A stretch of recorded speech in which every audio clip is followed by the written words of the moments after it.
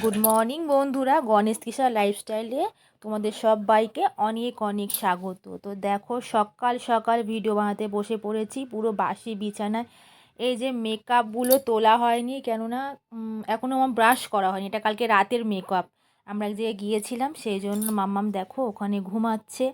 তো অনেক দিন পর একটা বড় ভিডিও নিয়ে তোমাদের সামনে হাজির হলাম। খুব একটা বড় ভিডিও বানাই না, কারণ হচ্ছে আমার চ্যানেলে ভিউজ বাড়ছে না, তোমরা আমাকে সাপোর্ট করছো না। তার জন্য তো দেখো গেট টেট খুলে বাইরে এবার বেরোবো, ব্রাশ ট্রাশ কিছু করা হয়নি। আর বাইরের ওয়েদারটা এত সুন্দর, রোদ দিয়েছে। শীতের সময় রোদ দিলে খুব ভালো লাগে, তাই না? তো চলো গেটটা খুলে তোমাদের বাইরের ওয়েদারটা একটু দেখাই। কত সুন্দর রোদ বাইরে। আর বাড়িতে সবাই মানে কেউ নেই, আমার ভাসুরের ছেলেমেয়েরা সবাই চলে গেছে ড্রয়িং ক্লাসে ড্রয়িং শিখতে। তো চলো আমি ব্রাশ ট্রাশ করে নিই, সব কাজ মাছ সেরে নিই। আর দেখো আমার ব্রাশ করা হয়ে গেছে, সব কাজ সারা হয়ে গেছে। এটা হচ্ছে মাম্মামের ডিম সেদ্ধ হচ্ছে, মাম্মাম ডিম সেদ্ধ খাবার। আমি কাপের ডান্ডিটা ভেঙে ফেলেছি। এটা তোমাদের দাদা ভাইয়ের মানে কাপ এটা। দাদা ভাই এতে কফি টফি চা টা খায়। আর এই তোমার দাদা ভাইয়ের জ্যাকেটটা দোকানের জ্যাকেট, এটা দোকানে পরে যায়। তো বললো আমাকে ধুয়ে রাখতে, আমি ওই জন্য ধুয়ে দেবো জ্যাকেটটা।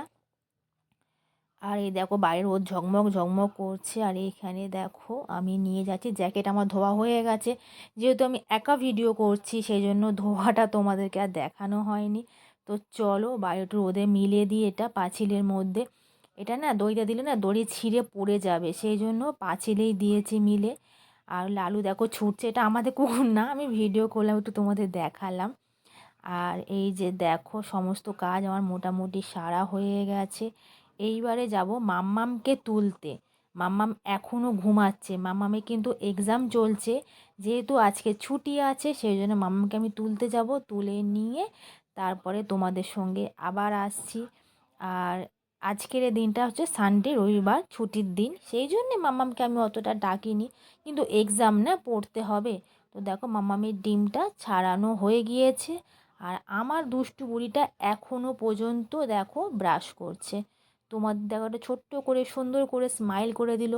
দূর থেকে দেখো হাসিটা দেখো কেমন করে হাসছে পাগলিটা।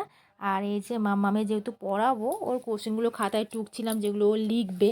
তার জন্য যেহেতু মাম্মামকে ঘরে আমিই পড়াই, কোনো টিউশন টিচার রাখি না। আর ও পড়তে চায় না কারোর কাছে, ও চায় মাম্মামই ওকে পড়াক, সেই জন্য আমি ওকে পড়াই। তো তার জন্য এগুলো সব টুকিয়ে দিচ্ছি, দিয়ে আবার রান্নাবান্না করতে হবে। আর এই যে কাকিমা এসেছে দুধ দিতে, সব খালি বোতল দেখো না কতগুলো বোতল জমে গেছে। তা দুধটা এবার নেব। দুটো বোতল, একটা আমার যাদের একটা আমাদের, সেই জন্য আমি নিয়ে চলে আসি। ওরাও মাঝে মাঝে আনে আমাদেরটা, সেই জন্য। আর এই যে ওদের কাছে রেখে দিলাম ওদেরটা, আর আমারটা আমি ফ্রিজেই রেখে দেবো, এখন জাল দেবো না। মাম্মাম সন্ধেবেলা খাবে। তো দেখো দুষ্টু বুড়িটা পড়তে বসে পড়েছে অনেক বলে বলে। আর এই যে জামাটা আবার চেঞ্জ করেছে, কেন ব্রাশ করতে গিয়ে এত যুদ্ধ করেছে, জামাটাকে পুরো ভিজিয়ে ফেলেছে। তো দেখো এইটা হচ্ছে আমার মানি প্ল্যান্ট গাছ। আমাদের অনেক গাছ আছে, এটার মধ্যে না তোমাদের দাদাভাই লাকি বাবু গাছ নিয়ে এসেছিলো। তো গাছটাকে আমি পুরো মেরে ফেলে দিয়েছি আমারই ভুলে। তার জন্য কি করব, ফেলে দেবো, এই জন্য মানি প্ল্যান্টের ডগ কেটে নিয়ে বসিয়ে দিয়েছি, এটা হবে গাছটা। আর তারপরে চলে এলাম ময়লা পোড়াতে। আর দুষ্টু বইটা দেখো বলে মা আমি আগুন দেবো, আর দিচ্ছে ধোঁয়া হচ্ছে। যেহেতু পাশে ঘর আছে, ওদের ঘরে যাবে না, ওই জন্য মামামকে আমি বারণ করে দিয়েছি। আমাদের এটা যেহেতু কর্পোরেশন এলাকা কলকাতা, ময়লার গাড়ি আসে, কিন্তু আমার সময় হয় না। এমন সময় আসে মামামকে তখন স্কুলে দিতে যাই, নাহলে আনতে যাই, যে কোনো একটা। তো সব সময় দেখা হয় না বলে ওই জন্য মাঝে মাঝে এখানে একটু পুড়িয়ে দিই ময়লাগুলো। আর এই যে মাম্মাম চলে এসেছে শাক তুলতে, শাক তো তুলতে পারছে না, খালি দুষ্টুমি করছে। আমি একটা প্লাস্টিক নিয়ে চলে এসেছি। এই শাকগুলো না বেশ দারুণ লাগে খেতে। এগুলোকে অনেকে বলে মেটে হিঞ্চে শাক, কেউ বলে ছাঞ্চে শাক, কেউ বলে বর্মা শাক, কেউ আবার বলে কন্টলি শাক, এর অনেক নাম। তো তোমার দাদা ভাইরা এখানে বলে মেটে হিঞ্চে শাক। এই শাকটা খেতে খুব টেস্টি, শরীরের পক্ষেও ভালো, বিনা সারে এটা শাক। তোমাদের দাদাভাই খেতে খুবই ভালোবাসে। তো তুলতে এসেছি। এটা আমাদের এখানে মানে আমাদের জায়গা না, অন্যজনা, তারা এখানে কেউ থাকে না বলে তুলতে এসেছি। বর্ষাকালে না এগুলো পুরো জলে ভর্তি হয়ে যায়, এদিকে আসা যায় না। তো দেখো রান্না করতে চলে এসেছি। রান্না আজকে দেরি হয়ে গিয়েছে, কেননা আজকে মামাকে বই পড়াচ্ছিলাম, পড়িয়ে নিয়ে আবার গেছি চিকেনের দোকানে। এত পরিমাণে ভিড় যে দেরি হয়ে গেছে। আর দেখো এই যে আমি চিকেন সবে মানে কষিয়েছি, কষতে দিয়েছি। আর যে আর আমি কিনে এনেছি দেখো কালো লঙ্কা, অনেক দিন পরে দেখলাম খুব ঝাল হয়।